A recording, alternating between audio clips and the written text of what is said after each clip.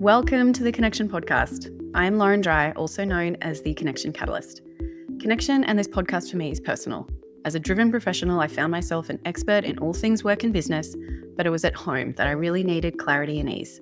After finally finding it, one marriage breakdown and one marriage reset later, and finally discovering what really works to have connection in modern relationships, using science, simplicity, and soul, our signature program Rise into Regulation was born. That's giving so many others in modern driven relationships back clarity and ease for good. On the podcast today, we're going to dive deep together on all things relationships, business, identity, and leadership. Clarity and ease is at the heart of it all, and we are so happy to be with you so that you can have what you need in connection, mind, body, and soul, too. I would like to welcome to the podcast today, Pat.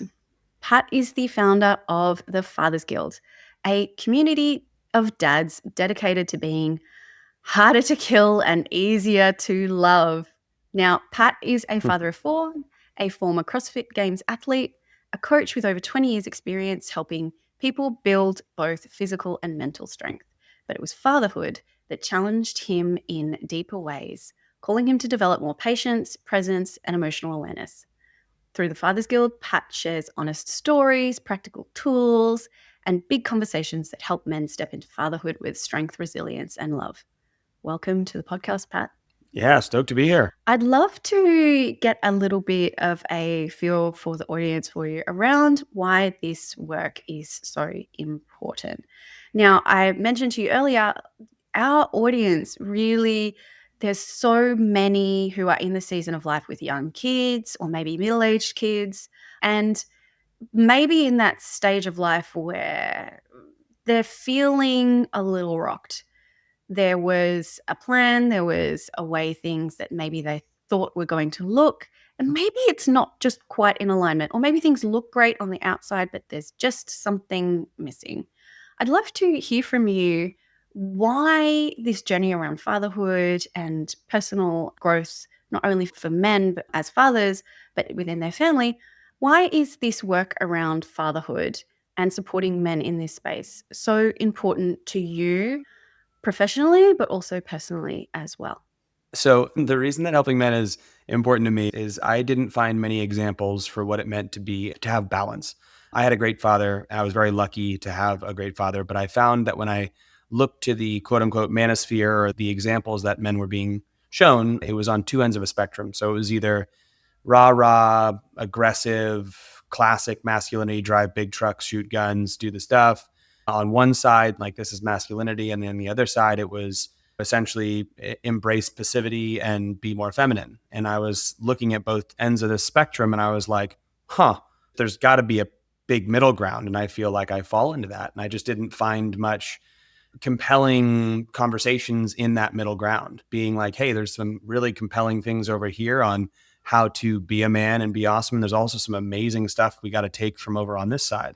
So the reason that I made my channel was to just speak to that middle ground and provide an example for fathers that wasn't on either end of a spectrum. So that was what made the messaging that I do important to me. I'd love to dive a little bit deeper into, I think these messages are really important, and I think they're going to resonate with so many others. But was there a moment in time where it really stood out to you as to why this gap in between one version of being a man versus another version of being a man became so important to you? There wasn't a time per se. It was more just what I was hearing and what I was trying to connect with. I mean, when you have a child, as a lot of you know, you struggle to find your identity again. I know that for myself growing up, most of my 20s was centered around me being the center of my universe.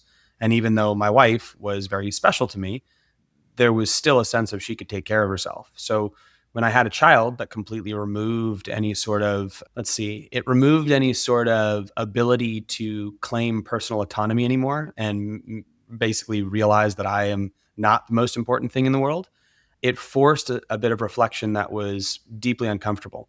And in that time, I started to recognize there were lots of parts of me that were not ideal.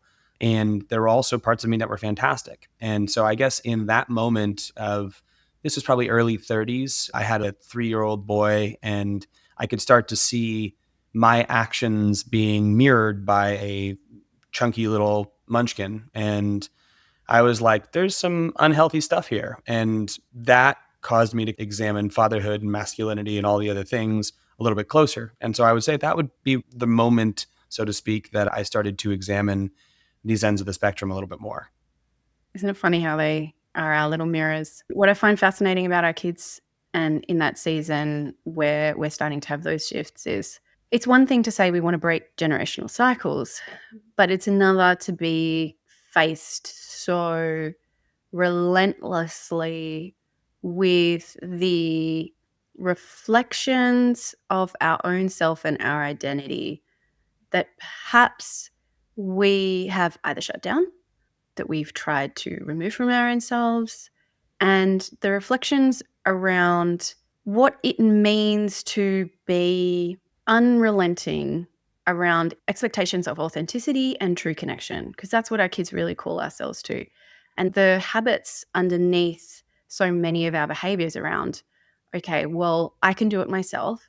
I don't need someone else. Or, like you said, perhaps I am the center of the universe. And if I just say or do things the right way, things will work out for me.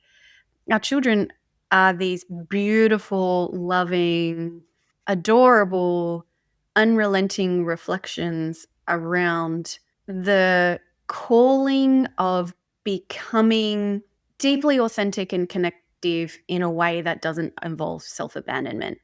And with our own internal talk, we might be able to smush down the parts of ourselves that we don't like or disagree with, or the ways that we've cultivated how we want to move and how we want to show up in the world. That our children, particularly at the age of 3, that blend of the ability to communicate, but the determination to hold you to a higher standard. You must sit with me. You must be in your own body. You must hold space for me. And in that window of time, they don't have the complexity of the tools available that go, okay, well, if you're not showing up as deeply authentic and connected to me, that's a you problem, not a me problem. So it really forces us to step into a new layer of ourselves. So I love that that was your awakening, so to speak. Yeah, I would say it forces us, but I see a lot of people who don't. I see a lot of people who just push back on it and keep fighting and they end up miserable Mhm. forever. And then they've Mhm. got this disconnected connection or disconnected relationship with themselves and the children that they have. And I think all kids are so vastly different and all humans have such a different thing that they enter parenthood with that we can't say that any one thing is there. But yeah, it's pretty fascinating to me to watch parents disassociate in those times rather than lean in and engage. But I get it. I mean, it's a very, very tough thing to let go of self in that way. And I think the longer you fight that, the harder things are. And accepting it's your lack of control and its difficulty is something to do pretty early on, if possible. Why do you think it's so hard specifically for men? Because what you mentioned there is a lot of people don't. They Mhm. don't. They don't see that as an invitation. They don't see that as an opportunity, that moment in time where they're really confronted with their old patterns and behaviors. What do you see as the biggest block right now for why men specifically, when they are faced with that moment in time of, I think what you mentioned there is, I'm not the center of the universe. And it's a confronting phrase because most people, when they hear that phrase, they're going to think, well, I don't think I'm the center of the universe. I don't. I unconsciously reject that. And I like to think of myself as someone who's generous, who's kind, who's supportive. So, what do you think it is, if you had to crunch it down, that at that moment in time of discomfort, particularly with a 3-year-old, like that's the first point of real growth and reflection around the combination of someone who's articulate enough to say what they want and what they're not happy with, but they are not going to join us in that circle of repeating those patterns that perhaps no longer serve us anymore because they are the centers of their own universe and they demand us to step into it. So, why do you think people don't take that as the opportunity that it is? Why do, as you mentioned, Oh, why do so many people stay in that place of disconnection and dissociation and spend a lifetime, as you said, miserable? yeah, I think it's just a comfortable place to be for a lot of people. Like, as painful as it is, change is even more painful. I think there's also a lack of reflection and awareness of their own involvement in that. A lot of parents will find themselves really butting heads or struggling with their 3-year old, and or really not liking traits that the kids have, and then not realize they're an exact reflection of you. So the self work that needs to be done is something that is, for some people, just not, they're not aware of it. So I would say that could be one of the reasons that people don't take that opportunity. Another is there's just too much pain outside that. So if you're stressed and in all other areas of life, it's very difficult to take time to step back and be like, oh, let me reflect on myself and figure out where I'm doing things. Ironically enough, that if you have the capacity to do that, you end up feeling better and doing better and all the other things. But it's just, I think there's just so many factors, and dependent on the person, they might not even find themselves in an environment where they have the language to do that, like of to reflect and write and have conversations or feel safe enough to have any sort of vulnerability or whatever it might be. So I think there's a number of factors, and I couldn't point to any one.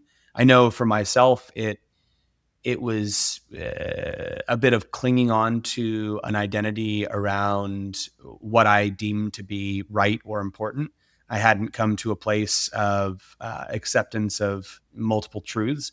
So it's like if I found myself butting heads with my wife or my son or whatever it might be, I would just kind of hunker down in my position rather than just being like, you know what, it doesn't matter. And things had to get stressful enough to where saying it doesn't matter was like the best option. And then all of a sudden you truly do realize it doesn't matter. And you're like, man, I wish I would have done this 2 years ago, 3 years ago when we first started this process. But I couldn't tell you that there was any one thing that is really making it so all people don't do that. It was just that there could be many, but it's a good step if you can take it.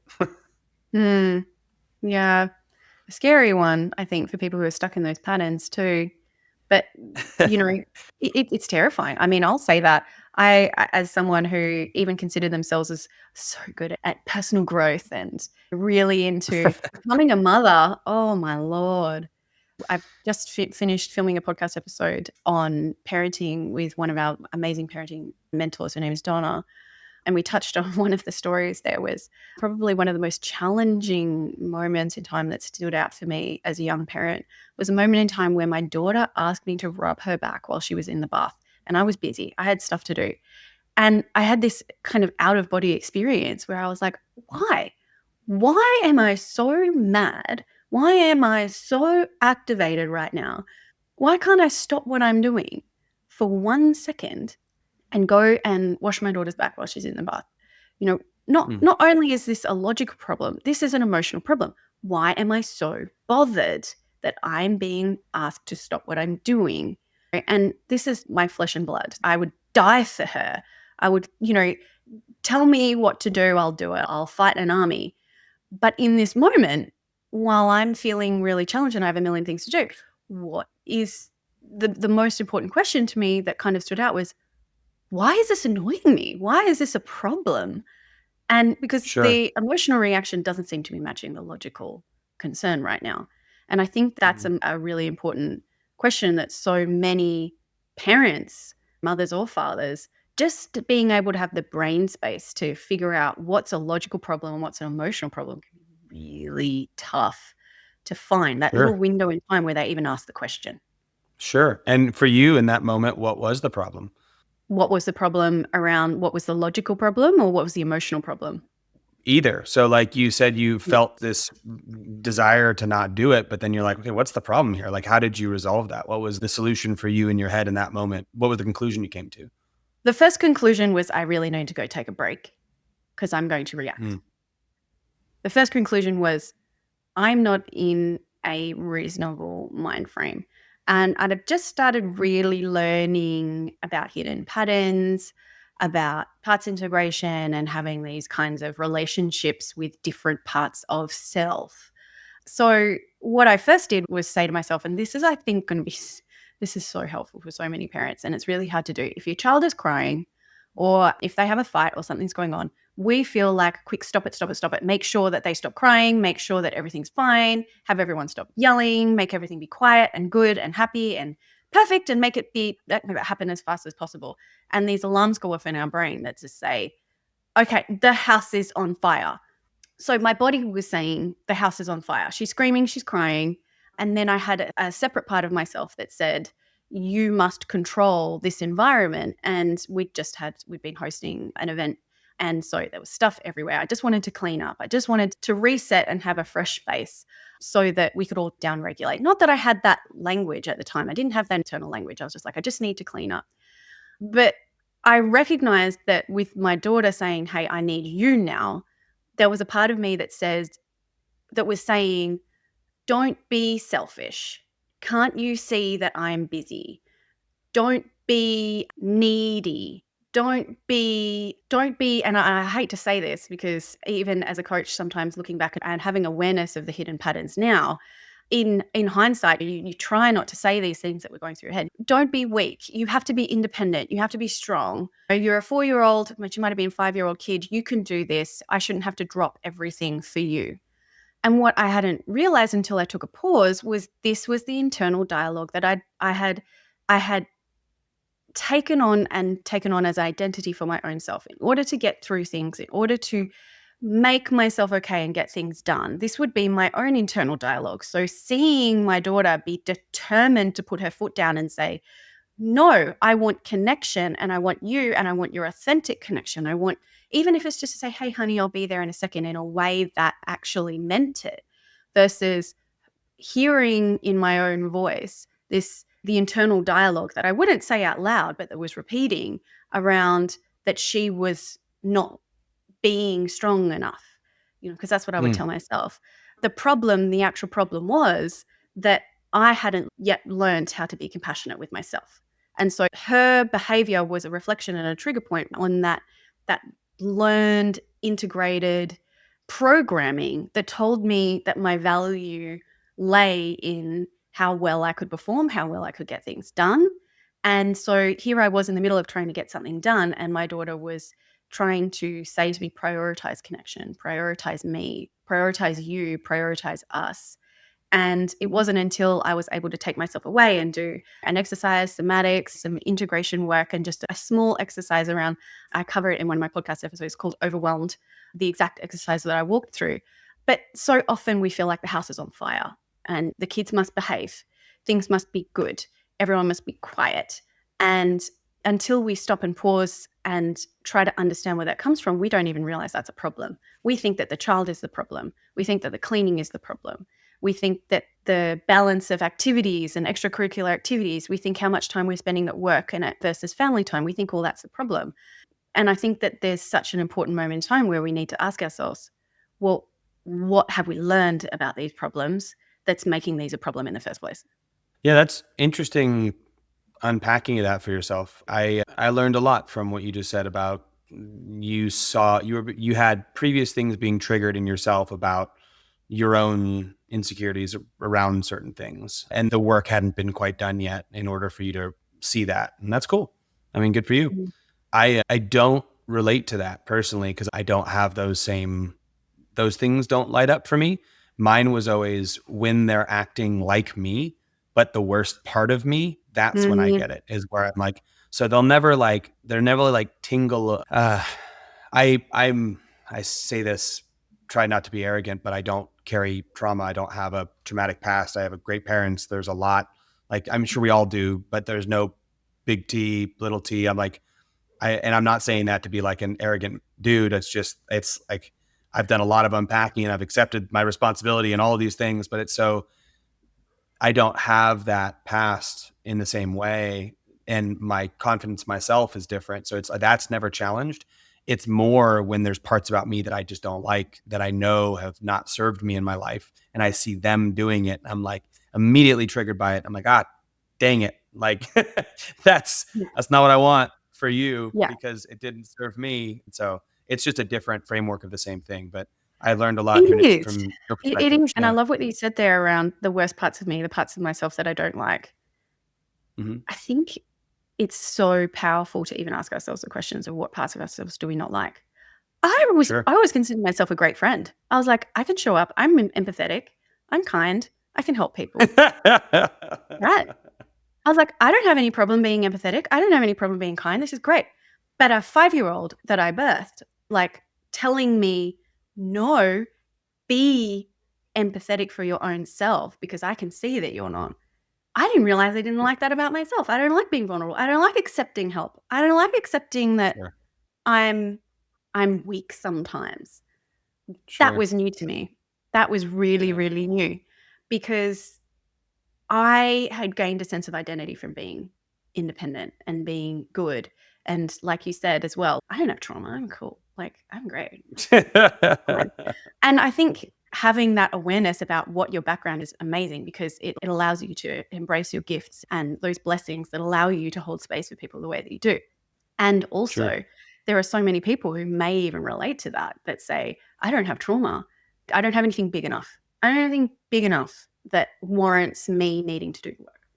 Yeah. People have lost loved ones, they're dying, there's so much stuff going on. I'm not even thinking about myself. I'm good. I'm so good. And I think it's a powerful word, the word trauma as well. For some people, it's incredibly freeing and incredibly enlightening. And for other people, it can be a really tough measuring stick. Like, is my stuff big enough or should I just get over it? Sure. I mean, there's even the Yeah. framework around whether or not trauma caused anything or whether or not your response to it is something. So There you like go. the Yeah. difference between Freud and Adler and Jung, there's three different, completely different takes on trauma. And you're like, which one of these do I follow? And I think it's like dependent upon what speaks to us and how we want to carry it forward. I Hmm. don't know. Like I've not seen tons of success with Freudian style thinking, but the people that I see do quite well either are quite Jungian or Adler. Yeah, I'd love to it's speak. definitely Yeah. So for people who don't know Jungian and Adler, how would you summarize that for them? so Adler stuff is actually really cool. It's essentially like your perception of the traumatic experience is what guides your actions as you move forward, and then how you perceive that in relation to the rest of the world. So it's more about your mentality associated with that and how you Yeah. perceive it, not the actual thing. And so it's more like it to me, it feels more malleable. Like when I hear Freudian stuff, it happened to you, you're screwed. And you're like, what? And they're like, well, what do I do now? Okay. how Now do I what? cope with that? You're like, now what? Like, how dare you, Hello. Sigmund? Where's my lifeline? Right. And then Jungian stuff is it heading into the shadow selves, right? So the different versions of Yes. ourself and the different psyches that we can play to, and some are oppressed and then suppressed, and some are expressed based off of the things that happen to us. And it's about connecting the whole being. And I find a lot of value in that one too, because there's these different shadow selves, like you talked about, that it's if we can start to speak to some of these, we can access different parts of us that we didn't even know we had. So I'm a big fan of like I've only surfacely understood Adler stuff and only recently been looking into it, but I find it quite compelling. And when I see Mm. people who are doing well psychologically, I'm like, they tend to be in that category of, yeah, it happened. But this is how I'm going to interpret my future, you know? I love that. and but there's also something to be said for like the straight neurology of what happens when truly traumatic things happen. Like Mm. I think there's always a sliding spectrum and there's always so many factors that we can't say any one thing will be the solving factor for people. So exploring all ideas that give you relief or that give you some sort of satisfaction around it, I think is profound. And I think people really should like have the conversations, do the therapy, do the courses, make sure you're taking action and actually doing stuff, not just talking. But Mm. yeah, I think there's value in exploring all of it and seeing what starts to resonate and how you can, depending on the thing that has happened to you or where the way you are, will allow you to live the best quality life. But I mean, that can be argued even there. Like, what is the best quality life? It's dependent on the person. So I don't know. Humans are too variable, man. Yeah. Humaning should come with a manual, right? No. And I've got a ton of questions here, but I'm loving the segues that we're going into. I want to touch with you on what you said there around the theory and how you resonate with or how you relate to the conversations around something you said there around how it's not the traumatic event itself, it's what you learn from the event. And the argument around the empathetic witness. The argument around Hmm. the empathetic witness is that let's say two people are in a car accident and one person gets out of the car and gets rushed to the hospital. Everything's fine. They have work at 8 a.m. the next morning. So they get back in their car, they carry on, and then they try to forget that the car accident ever happened. Then 2 years Hmm. later, they're wondering why they don't sleep, why they flinch at loud noises, and why their relationships are falling apart. And then Mhm. you have the advent of the empathetic witness. So the other person in the exact same car accident, let's say they're the exact same person, the exact same background, all of the exact same things. But what happens when they get out of the car is someone was walking by, and as they were climbing out of the car, this person sat with them on the sidewalk and said, "That was wild. That was wild. How do you feel?" And then this person cries, and then they might be shaking, they might have a real somatic release. And then the same thing happens. They go to the hospital, they get checked out, they're okay. But then when it comes to work the next morning, because they feel exhausted, because they've had a big cry, they've been shaking, they feel like they physically, their body has gone through a lot, they take the next few days off work, they might talk to a friend about it, they might allow this whole experience to downregulate. And a week or two later, it becomes a cool story that they might reference, but 2 years later, it's not something that occurs to them day by day, year by year. Sure. What's your take on the argument of the advent of the empathetic witness, and how we can, if that's something that maybe you were missing or maybe you haven't provided to yourself, what is involved in allowing yourself to hold space for all those tricky things that maybe might not have been a big deal for some one person, but can you be an empathetic witness for yourself or source an empathetic witness so that you're able to catalyze real change? So I'm going to reframe what I'm going to call an empathetic witness. And what Mm. I believe an empathetic witness is a form of recovery. So I'm going to relate this back to here in a second. But have you ever heard the concept anti-fragility? Anti-fragility. I'd like to hear your take on it. Okay, so anti-fragility is a framework for organic systems. Basically, things can be either fragile, meaning they are when they're struck, they break. Think of glass, think of something that is just when you touch it and it just breaks and then it can't be put back together. Okay. Or they're robust. Robust is something that is very tough, like a brick, like it'll withstand a pounding, but it eventually hit it hard enough, it will break. But that's robust. And then there are things that are anti-fragile. And anti-fragile systems, when you stress them, when you apply pressure to them, they respond to that pressure by improving. And so the argument made by the guy who wrote the book, Anti-Fragility, is that human beings by design are anti-fragile. And this goes, you can see it very easily in our biology. So when you talk about muscles, that's what building muscles is. You stress a muscle, it breaks down, the muscle then has time to recover, and it recovers stronger than it previously was because it doesn't want to feel the same level of stress by what it previously was stressed by. Now, this concept can be applied to mentality and the mind as well. Mm. Whereas there are people who come back from war, like the growth in their hippocampus with improved cognitive state, the ability to slough off stress like in amazing ways. And then there's people who come back shattered and broken and have full on PTSD. And the difference in those two, they're arguing essentially, is the ability to recover. So too much stress can lead to someone completely breaking because they never got to recover. And if we find the balance of whatever it might be that allows us to recover, whether it be physiologically or psychologically, we can then recover to a point where we can accept what has happened and actually grow from it and learn from it and be better. But that requires recovery. So if you take the example of the empathetic witness, the very first person basically denied it existed. They never processed it. They never saw it. They never let it go happen. They lied to themselves that it was even a thing. They just shut it out Mm. and they just blanked it down. So they never recovered. They have this traumatic instance that sits in their head and just eats away them from the inside out because they never had the recovery. Whereas the empathetic witness provided a space for recovery, provided a space for release, specifically, like you said, a somatic release with the crying and the whole body goes out and you're connecting to the feeling and you're not just stuffing it away in your head. It allows for a psychological release because you can vent what's going on. You can hear these words come out, and then you probably dream about it at some point in time, depending on the type of sleep that you get. So I would say the argument for, and then that person would be more psychologically resilient in the future because they have this ability, they've seen this, they've processed it, they've experienced it in a way to where if they were to experience it again, they're like, I've been here before and I know that I made it out better. So they're Mm. going to be a better person overall. So I think the empathetic witness is a fantastic framework for it. But I don't think the inherently valuable thing was the empathetic witness. It was the space to recover. And that can be provided by an empathetic witness or yourself, like you were saying. Oh, yeah. Can you be the empathetic witness for yourself? Can you be the one to Exactly. allow yourself the psychological space to recover? But Yeah. I think what's key to understand is it's the concept is basically if we accept that human beings are anti-fragile, then anything that happens, all we need to do is find the right recovery tool, and we will, and it'll allow us to be better than we previously were.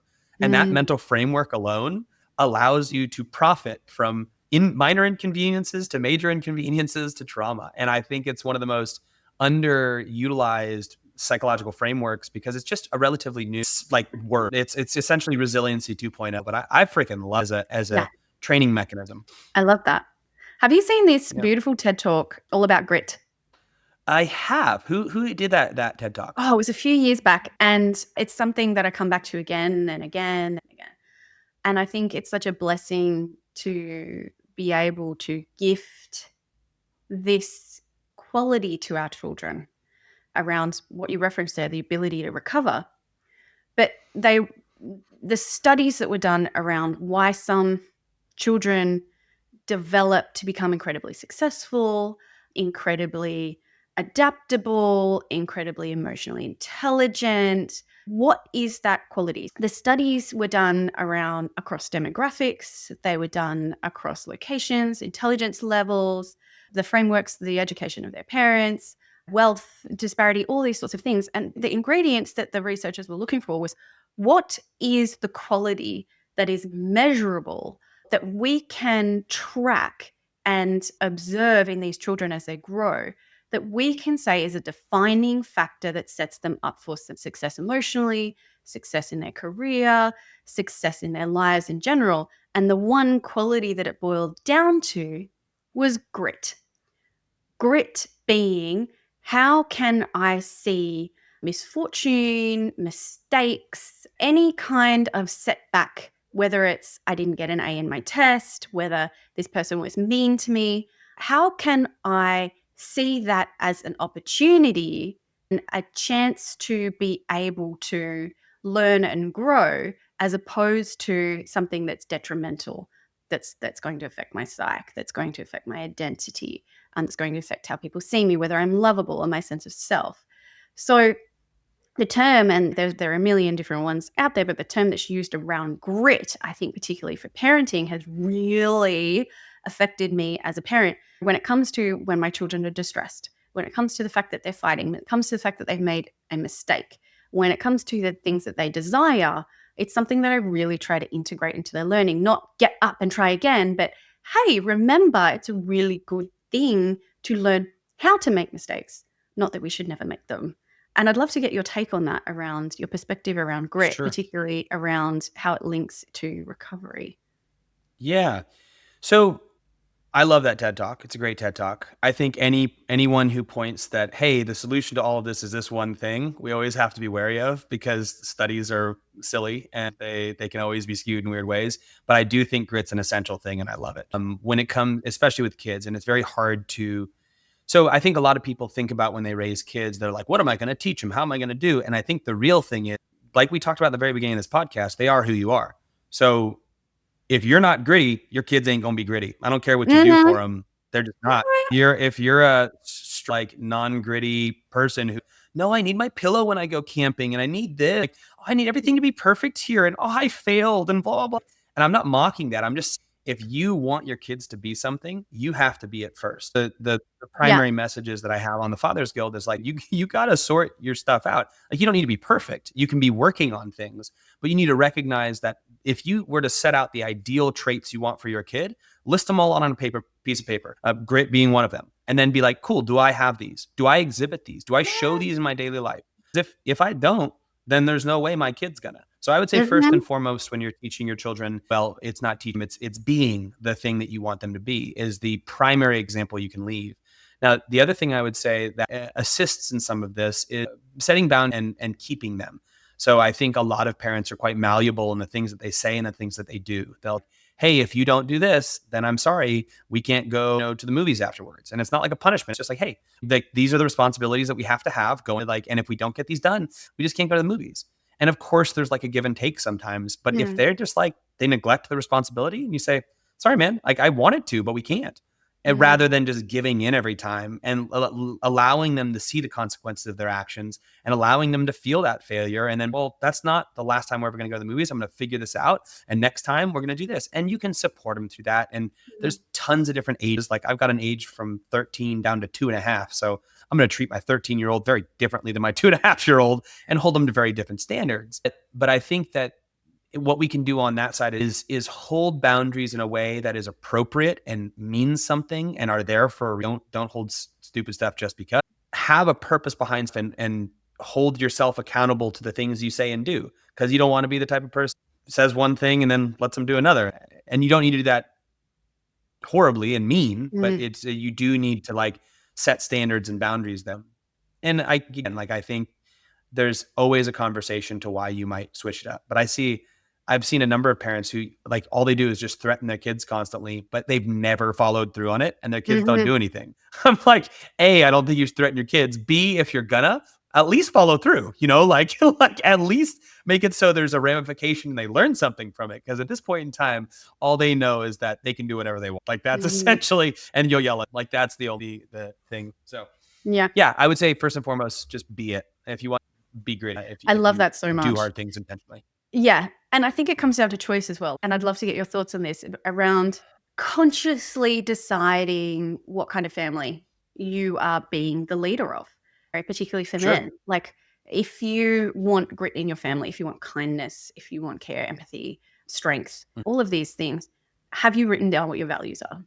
Do you even have for awareness of sure. them? Or are you going through the motions and just saying, this is what it means to be good and this is what it means to be bad? That's, to me, that's not a real concept. It's, what do you value? What are the Right. values that you want in your family that you want to raise your children with? And what's the most effective form of teaching anybody, a person, an adult, a child? Is it, here's what you should do? No, you can't. You can give someone a manual for how to fish. It's great, cool, nice. But what about if you sit down next to them or you just start fishing? Of course, Mhm. people are going to want to do that. Not only because it's clearer and more obvious, because it looks like fun. Okay. So if you Mhm. can resonate your own values, then of course you're going to be able to lift that up in your own family. But it does take the healthy discomfort. Okay. What are the actual choices that I'm making? And am I sticking to it? Am Yeah. I Yeah. Yeah. following through? Am I walking the walk? Um, Oh man.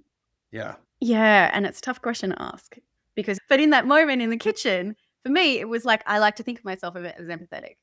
Was I being Sure. empathetic? Was I being deeply connected?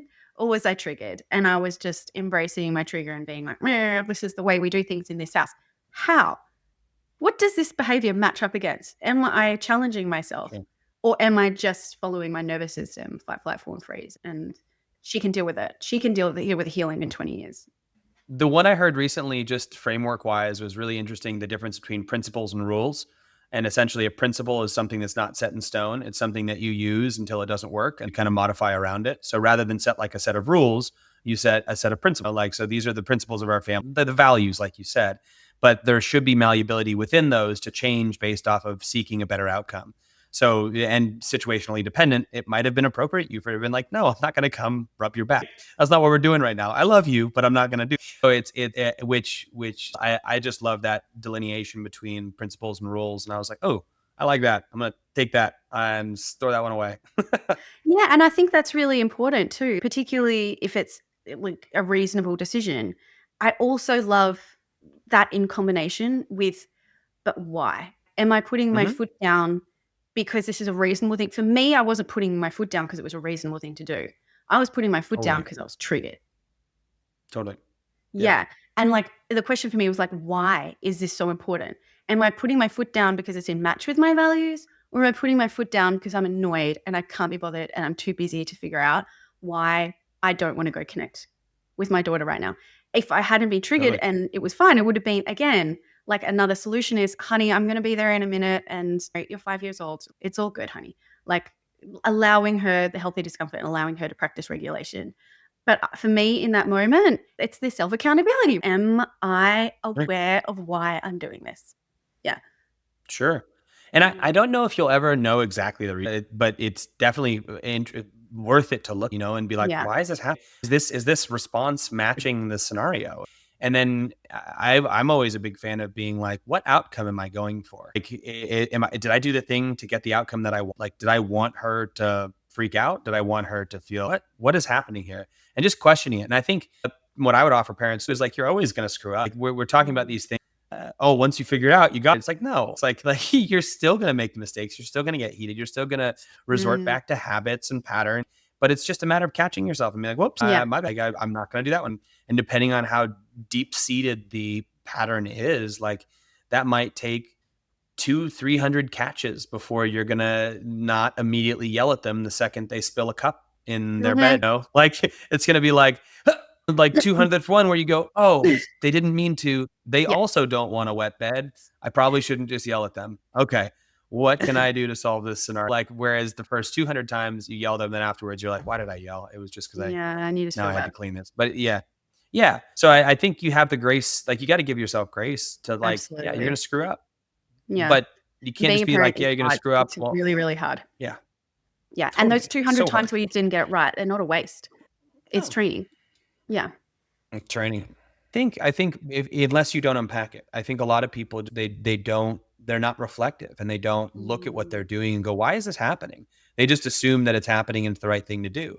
And that's the gifts I like to give fathers. Like you got to start. What I say is you have to talk to yourself. Like you have to have conversations with yourself and Okay. socially acceptable ways to do that and not think it because thinking is different. Thinking you process faster. You don't actually write it down. You don't have full ideas. Mhm. You have to process it. And so if you're comfortable, you can talk out loud to yourself, but you look like a crazy person. The socially acceptable way of talking to yourself is writing and writing things down.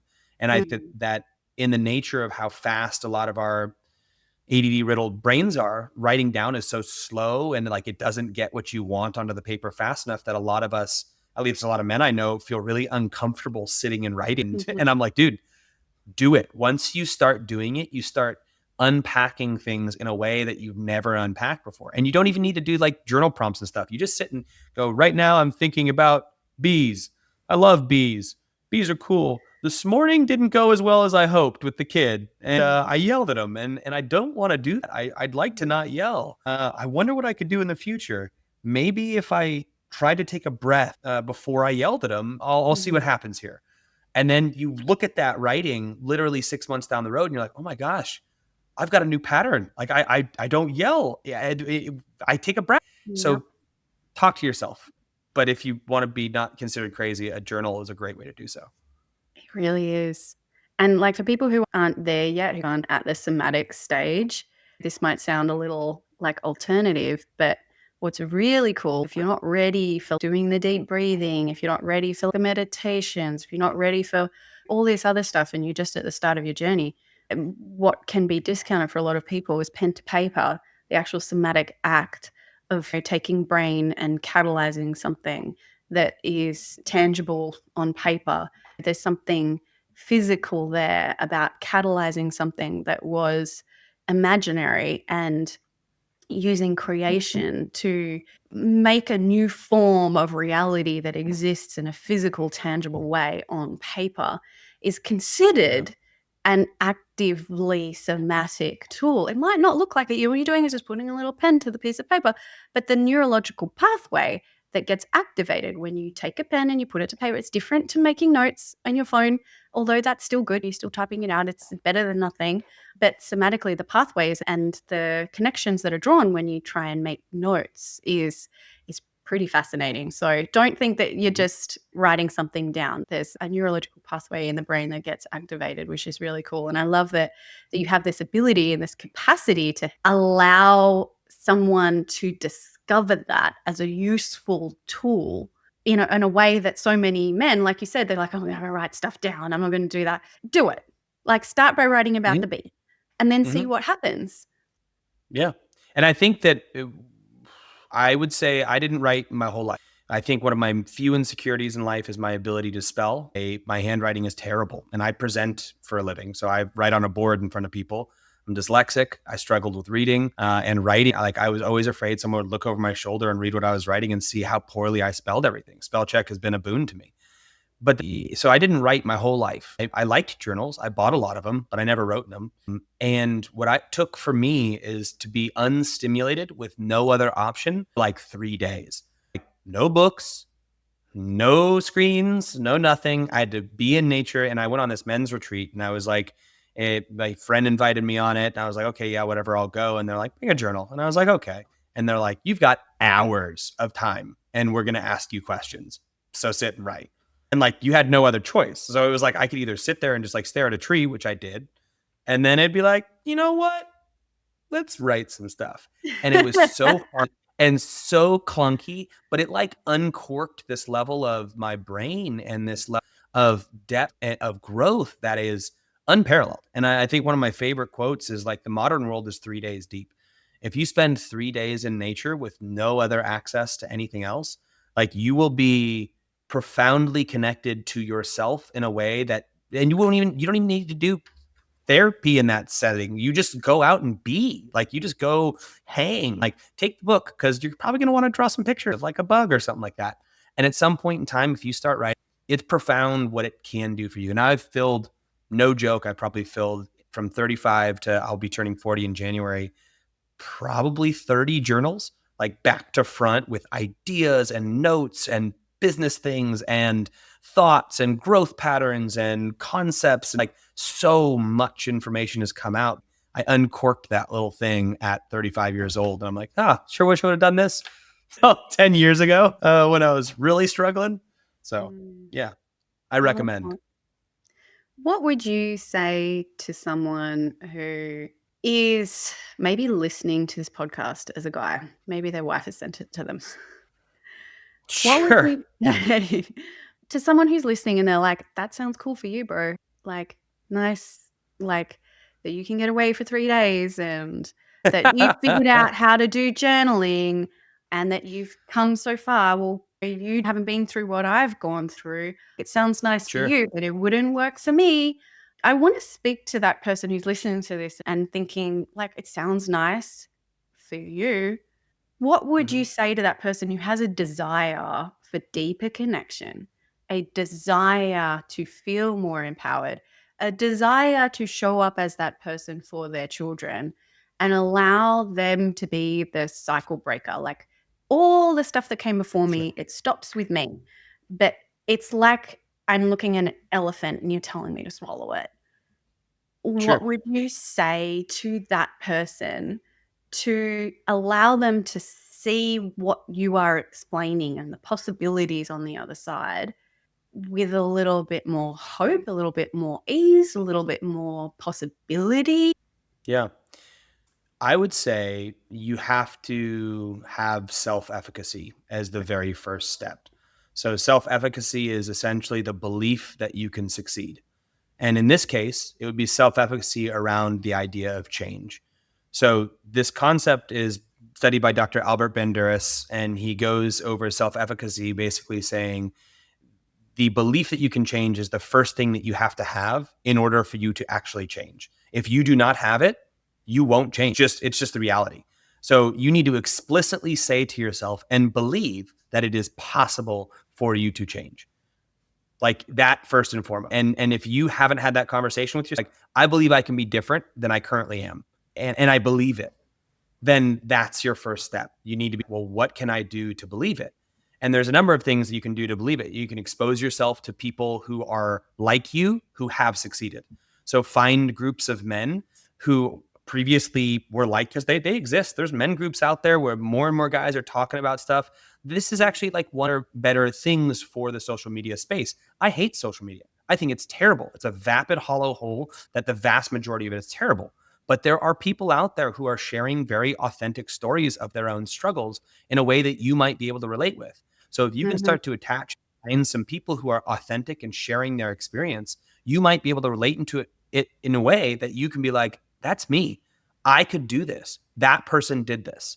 So find some people who are like you, who have succeeded, and ideally spend time around them if possible. If you can do that in Mhm. person, even better. If you can't, find a social space, find some YouTube channels. There's a lot of places that exist there that will be people like you that you feel like you can relate to and making it happen.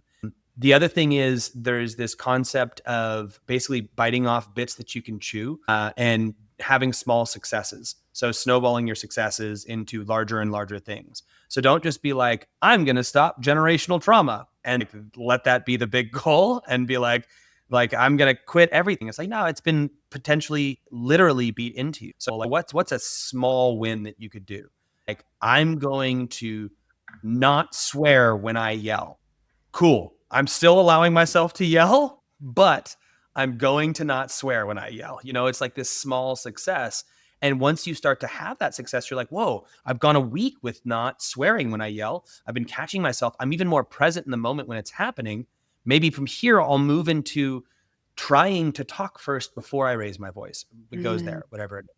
So having these small steps that you can start to see successes and believe that you can change. So I would say step one, like, hey, yeah, you're not there. Maybe you're not me and you can't relate to my story. Fine. You first have to believe that you can change. Find people like you that have made the change because they do exist. I guarantee it. There's millions and millions of people on this planet, and more of them are sharing. And you can find those stories of people like you who changed. Ask them mhm, what they did, ask them their pitfalls.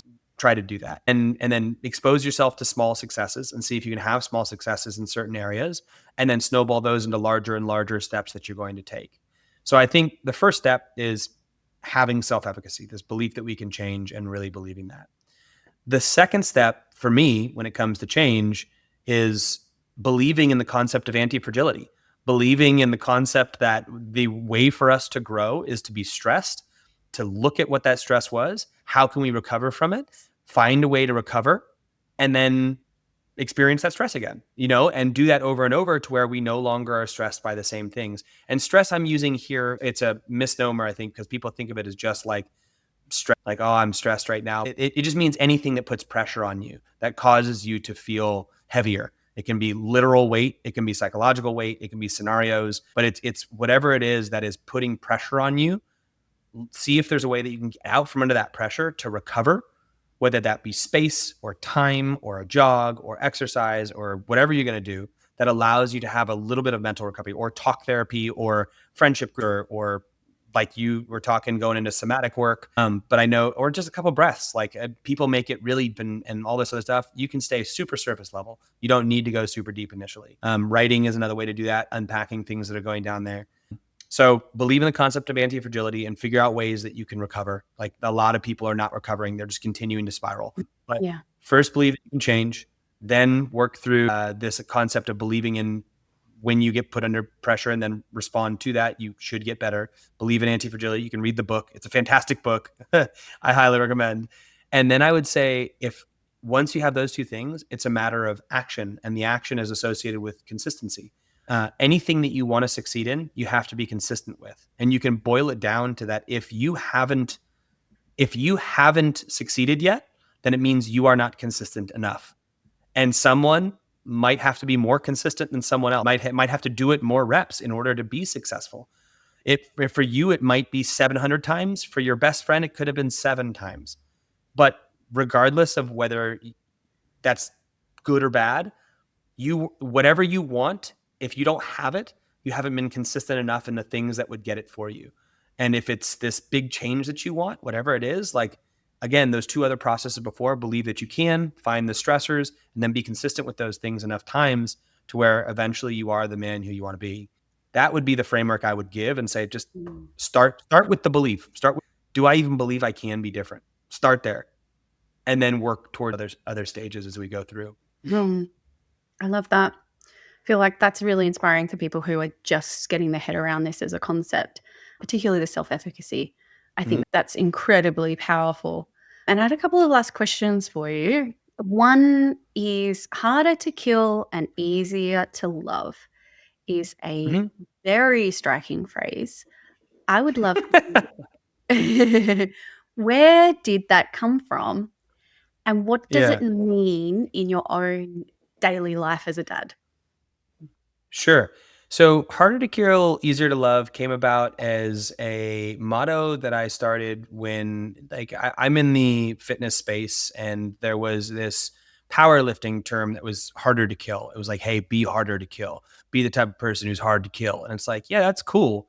But I think that's only half of the equation. Like, the phrase harder to kill was like, train in such a way that you are physically resilient, that is very difficult for someone to run you down and kill you. That was a very literal thing that they were going for there. It's like, be tough, be gritty, be all these things. And I love that. I think physiologically, that's a great place to be. And I'll tell you why in a second. But it's also psychological. It's like, hey, I'm tough. I can do this. But I think it misses out on the other half of that, which is being easy to love and being someone that people want to be around, and having kindness and having compassion, and having the ability to connect with people beyond just this brute force, like grok smash with hammer. Like, and to me, we really missed out on that with just going harder to kill. So in like 2016, 2017, my wife and I ran a parenting podcast called The Tribe Life. And that became our like family motto, was we do everything through the lens of being harder to kill, easier to love. So it talked about physiological and psychological resiliency and anti-fragility. And that was before I even knew that term. But it was about building and doing things that were intentionally difficult, both physically and psychologically, so that we build a more resilient being. And then on the other side of that was learning how to be loving, learning how to communicate, learning how to express your feelings and not stuff stuff down, and be vulnerable in a way where you can ask for help when you're truly struggling. But it's just this balance. And I think it was two sides of a spectrum of being harder to kill and easier to love. So that became my motto for kind of our family. And I think it's a great framework, mental framework for men. And some men need to toughen up and be a bit harder to kill, and some men need to be a little bit easier to love and like soften up. And I think that balance perfectly speaks, or that statement, while being harsh, perfectly speaks to my thoughts on being a man and being a father. I love that. That's really powerful. That beautiful blend. I feel like that comes really full circle to what you mentioned right at the start of the podcast, which is, how do you have that balance between, oh, okay, here's one version of a man, which is, like, Yeah. do the thing, Yeah. smash the rock, Yeah. be the king.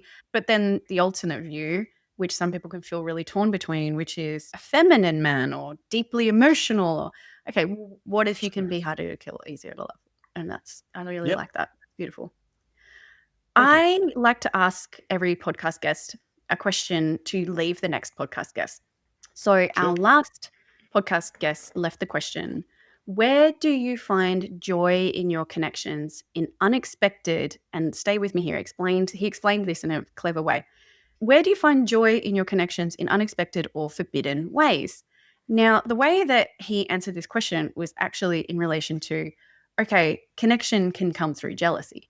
So I'm curious. I don't want to explain the answer too much or the question too much. I want to find out what comes up for you. Where do Hmm. you find joy in your connections in unexpected or forbidden ways? I would say what comes up for me in that, and it feels like an open-ended question, but where my brain goes, it goes towards the forbidden side of things. Hmm. I like to poke at people who I think need poking, and I think that I don't think it's always good, and I don't think the outcome is always what I want it to be, but I I don't avoid conflict. In fact, Mm. I don't intentionally start conflict, but I want to see the other side of things. So I find a bit of joy in challenging people who aren't often challenged. Mhm. Even if I don't have the belief structure that directly challenges them, I like to be Mhm. like, well, what about this? Like, well, what about this? And the more self-assured, but from my perspective, seemingly unreasonably so they are, the more I enjoy poking at them. And I don't know, I don't think it's a good thing per se, but it is where I find an unexpected joy in a Mhm. forbidden way, in a connection with people where I'm like, oh, you think you're awesome? So what about this? Like, I don't know what it is. I don't know if maybe it's an insecurity in me or whatever. I just feel like there's a lot of people that don't get challenged, and I Mhm. think that I'm confident enough with my own being that I'm not going to Mhm. take anything that they do on board. And I just like to poke it. And like, I like to do it in a lighthearted way and see how they respond. And it's always fascinating because you can see people where they're at on their journey by their response. You'll see people like immediately go to bite back, and they realize that they're on this path, and then they pull back into it. And then they like, some like don't know if I'm joking. Others are like not even started their journey and they immediately just lash out. And you're like, oh, exactly what I thought. Everything you said about your Mhm. and calmness was surface level, whatever it is. But Mhm. I would say that's where my brain goes in that question. And I don't know if that's the right answer, but that's what I would say. I love that. I love that so much. And I relate to that for better or worse. But I've been challenged with that aspect of myself a little bit. And it was funny, I had a conversation with my husband. I was talking to him about a conflict, an internal conflict I'm having with a friend that I'm in connection with whose values just seem to keep getting further from mine. Mm-hmm. And I said to him, I was like, oh, I've got to have a conversation. If I was in their shoes, I wouldn't want them to ghost me. I would want to know if there was an issue or something that the other person was disagreeing with, because then we'd both be on the same page and then we could move on. And my husband challenged me. He said, are you doing that for you? Or are you genuinely doing that for her, knowing who she is, what her values are, and how she communicates?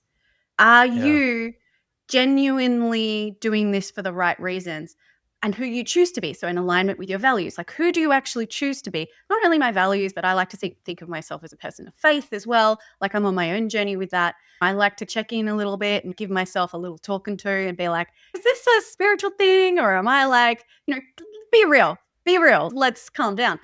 And it was such an interesting question for me. And I was like, oh, this is a me thing.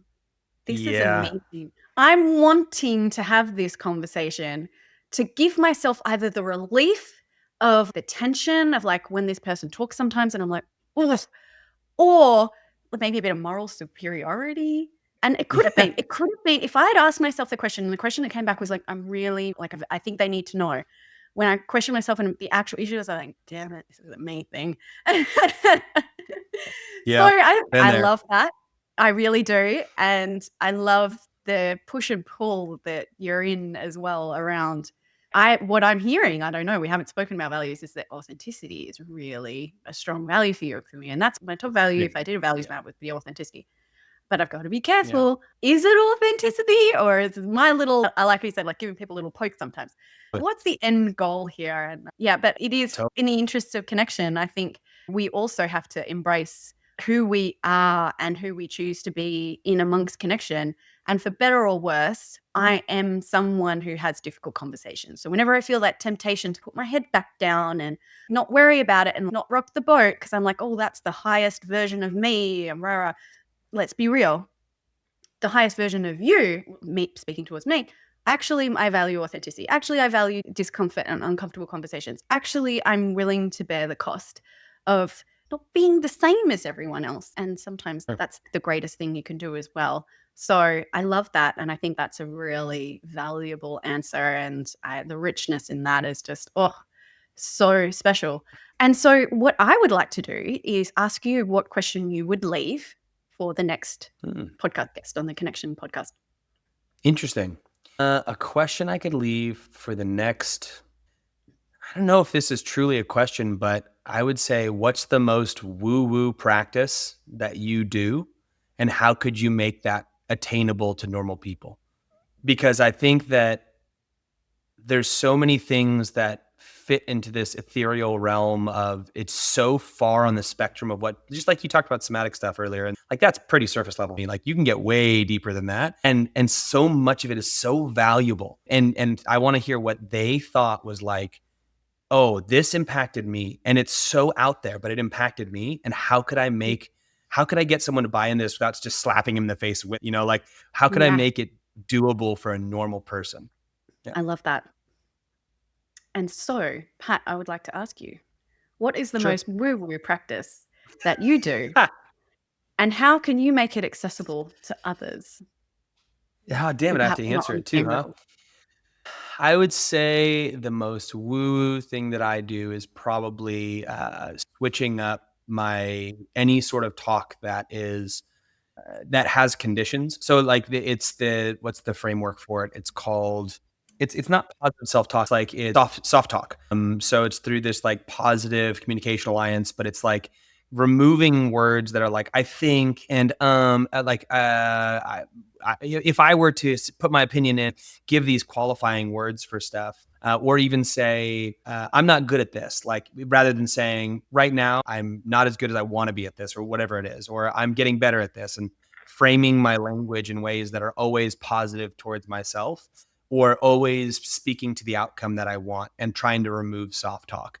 And while it is just language, I think it profoundly impacts the actual action that I take. So, how I could make that more accessible to people I would probably remove the name soft talk, and I would just how would I make that more accessible? That's actually interesting. How would I make that more accessible?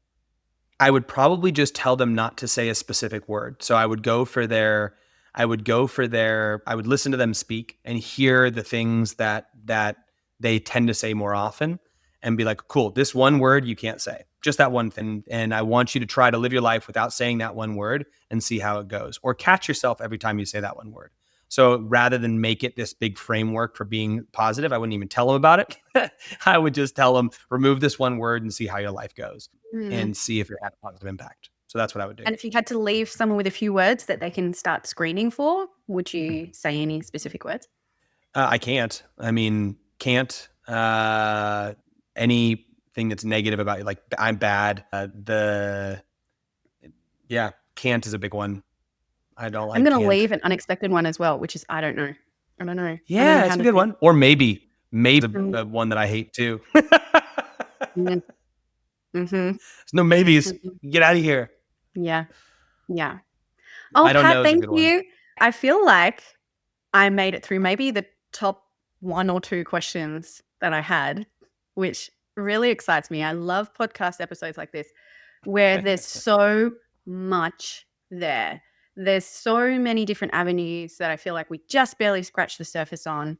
And I feel like the amount of episodes that I could continue on after this, the depth of the conversations around fatherhood, identity, self-efficacy, growth, our shadow selves, all of these kind of elements, there's so much richness here. And I know deeply how much value this is going to provide people who are trying to build a life for themselves that is in alignment with what their hopes and wishes are, not only as a parent, not only as a father, not only as a husband or as a woman, even. I feel like there's so much richness here.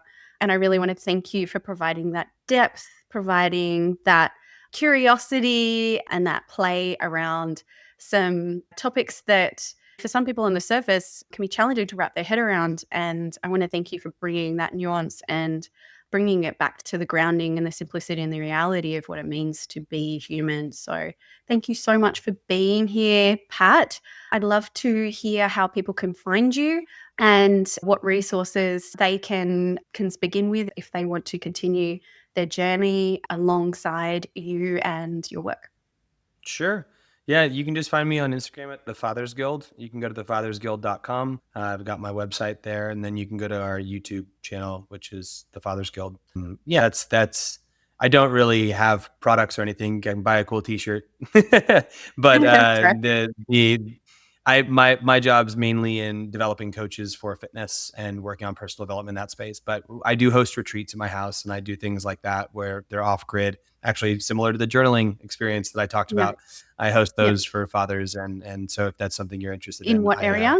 I do that in Santa Cruz, California, the mountains of Santa Cruz. It's quite a beautiful location. Highly That's wonderful. recommend a retreat like this.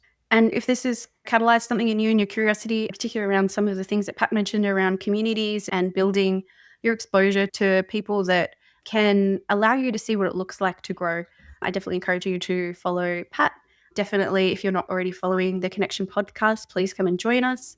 And if you're looking to go a little bit deeper as well, just know within the Rise community, we have a beautiful men's component to it. So please feel free if you are looking for that extra support to come and talk to us and expand your level of access to the community and the people around you that allow you to see and envision that breaking these patterns and having the connection that you really want and desire, and the connection that you want for your children as well, is not only possible, it's probable when you have access to the tools and the community that can get you there. And if you are looking for extra resources as well and other communities that we are in contact with, please come and hang out in Instagram. We loved having a good chat.